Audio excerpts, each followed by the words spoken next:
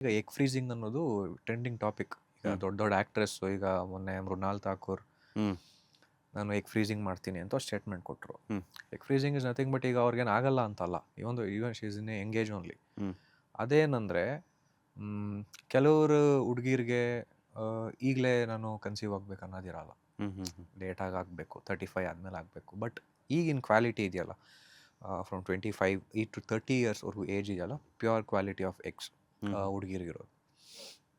ಹುಡುಗರಿಗೆ ಅದು ಹೆಂಗೆ ಬರುತ್ತೆ ಅಂತ?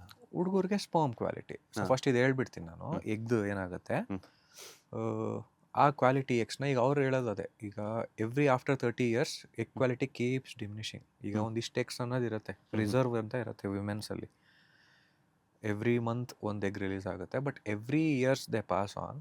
ಹೋಗ್ತಾ ಹೋಗ್ತಾ ಹೋಗ್ತಾ ಆ ಎಗ್ ರಿಸರ್ವ್ ಅನ್ನೋದು ಕಡಿಮೆ ಆಗ್ತಾ ಹೋಗುತ್ತೆ. ಸೊ ಒನ್ಸ್ ಎಲ್ಲ ಆದಮೇಲೆ ಅದು ಸ್ಟಾಪ್ ಆಗೋಗ್ಬಿಡುತ್ತೆ. ಸೊ ಅದು ಈಗಿನ ಲೈಫ್ ಸ್ಟೈಲ್ಗಂತೂ ಇನ್ನೂ ಅದ್ರದ್ದು ಇದಿಲ್ಲ, ಇನ್ನೂ ಸ್ವಲ್ಪ ಬೇಗನೆ ಸ್ಟಾಪ್ ಆಗೋ ಚಾನ್ಸಸ್ ಜಾಸ್ತಿ. So that is why she stated, ನಾನು ಈಗಲೇ ಎಗ್ನ ಫ್ರೀಸ್ ಮಾಡಿಬಿಡ್ತೀನಿ.